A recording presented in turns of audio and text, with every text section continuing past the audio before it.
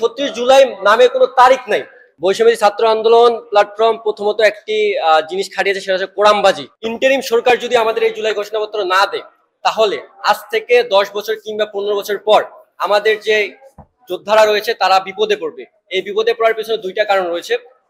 আমরা জানি যে বাংলাদেশের রাজনীতিতে কোনোদিন শেষ নেই, অর্থাৎ আওয়ামী লীগ যে হারিয়ে গেছে, যে আওয়ামী লীগ ফিরবে না এমনটা নয়। আওয়ামী লীগ আজ থেকে 10 বছর কিংবা 15 বছর পর ফিরতে পারে, এবং তারা যদি ফিরে তাহলে এই যে যারা জুলাই যোদ্ধারা রয়েছে তারা সবাই হয়তো দেশদ্রোহী নয়তো জঙ্গি মামলায় ফেসে যাবে। সেই জায়গাতে আমরা বলতে চাই যে একক কোনো দল যদি জুলাই ঘোষণাপত্র দেয় তাহলে সেটার কোনো মূল্য থাকবে না আমাদের কাছে, এবং যদি ইন্টারিম সরকার সেটা দেয় এবং সেটাকে অবশ্যই তাদেরকে সংবিধানে ইনক্লুড করতে হবে।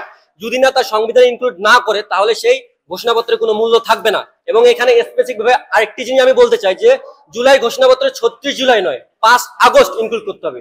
স্পেসিফিক ভাবে 5 আগস্ট লিখতে হবে, 36 জুলাই নয়। কেন? বাংলাদেশের এমনকি পৃথিবীর কোথাও 36 জুলাই বলে ক্যালেন্ডার কোথাও নাই, এবং 36 জুলাই নামে কোনো তারিখ নাই। এটাকে যদি আপনারা 36 জুলাই বলে উল্লেখ করেন তাহলে দেখবেন ভবিষ্যতে এটি বাংলাদেশ কেন পৃথিবীর কোথাও কোনো আন্তর্জাতিক মাধ্যমের কোথাও এটি গ্রহণযোগ্যতা পাবে না।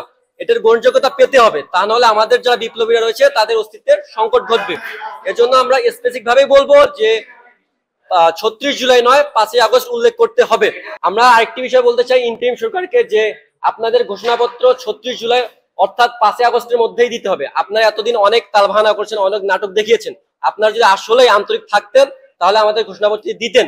আপনাদের যে সকল বাধা রয়েছে আপনারা জনসম্মুখে বলুন, আপনারা কাদেরকে ভয় খাচ্ছেন, কেন আপনারা ভয় খাচ্ছেন? আপনারা জনসম্মুখে বলুন। ছাত্র জনতা এখনো রাজপথে আছে।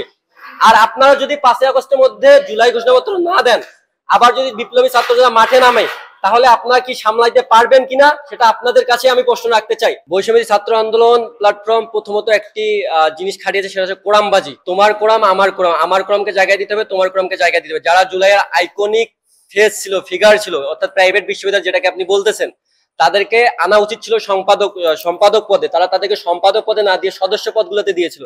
এবং যারা হচ্ছে এমনও নিউজ পাওয়া গেছে যারা হচ্ছে আন্দোলন সেরকম 36 আন্দোলন করেইনি, তাদেরকে মেইন পদে সম্পাদক রেখে যারা 36 আন্দোলন করে সামনের সারি থেকে আন্দোলন করেছে তাদেরকে সদস্য পদে দেওয়া হয়েছে।